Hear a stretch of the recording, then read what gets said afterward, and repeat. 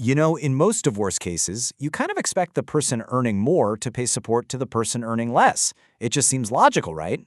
But what if a court ordered the exact opposite? Today, we're jumping into a huge case from India that did just that, and it completely turned the law on its head. So, let's get right to the numbers at the heart of this case. Manokaran versus Devaki. You've got the husband making 2,000 rupees a month. Then you have the wife making 4,500. I mean, that's more than double his salary. Seems pretty straightforward, doesn't it? Well, what the court did next was anything but. Yep, you heard that right. The lower court looked at those numbers and ordered the husband, the guy earning less than half of what his wife made, to pay her monthly maintenance. Now, that one single kind of baffling decision is what kicked off a legal fight that would change everything. So how on earth did this happen? To really get it, we need to dig into what exactly that first court ordered and why it was just so controversial. Okay, so the family court in Madras looks at all this and decides the husband has to pay 750 rupees a month for temporary maintenance, plus another 1,500 for her legal fees. It kind of seems like the court's logic was just, well, there's a fight happening, so somebody's got to pay. But the husband argued that this decision completely flew in the face of what the law actually says. And that brings us to the core of this whole thing. This wasn't just about what feels fair, it was about the very specific, very precise words written in a particular law. And here it is. This is the exact language from Section 24 of the Hindu Marriage Act. It says a court and ordered maintenance, but, and this is the key, only if the person asking for the money has no independent income sufficient for her or his support. That one little phrase, sufficient for support, became the entire battlefield for this case. So the crucial point is this. The law isn't asking who's richer or who's poorer. It's asking a much simpler, more direct question. Can the person who wants maintenance already support themselves? If the answer to that is yes, well, the conversation is supposed to end right there.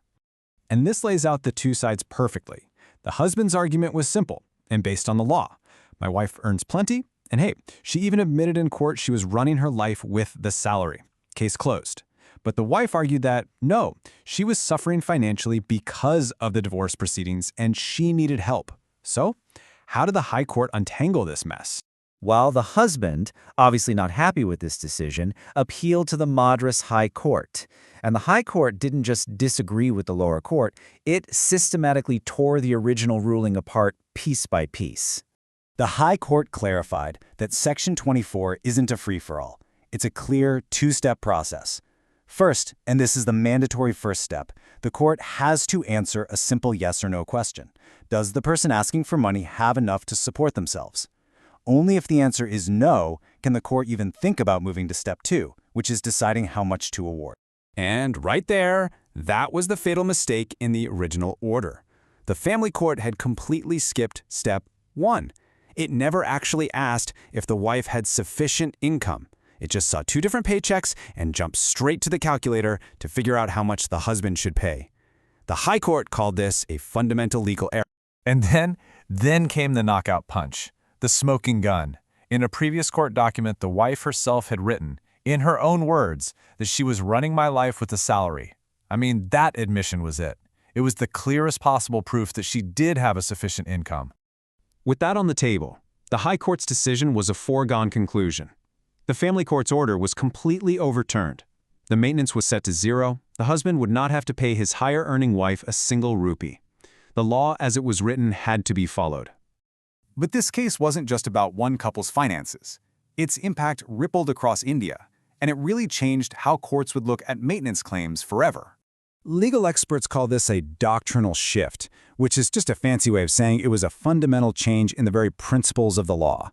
It moved the whole idea away from just protecting a so-called weaker spouse and towards a much more modern, fact-based look at who is actually financially independent. So, the legacy here is massive. It established that if you can support yourself, you just can't get temporary maintenance under this law, period. It shifted the whole focus from gender to a neutral income-based test, and it became this foundational case, cited by courts all over India, reminding judges that they have to follow the plain language of the law. And this is a really important takeaway. This principle works both ways. The law is completely gender neutral. If a husband doesn't have enough income and his wife is the breadwinner, he has every right to claim maintenance from her using the exact same legal test. It's about who needs the money, not about who's the husband or wife. But you know how it is. The story never really ends there. While this case set a huge precedent, the legal debate around what sufficient really truly means, well, that conversation has kept on evolving.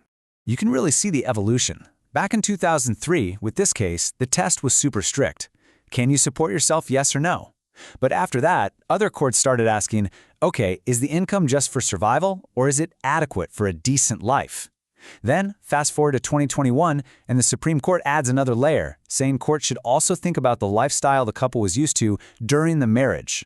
And that kind of opened the door for someone who is earning to still get maintenance if their income alone can't support that standard of living.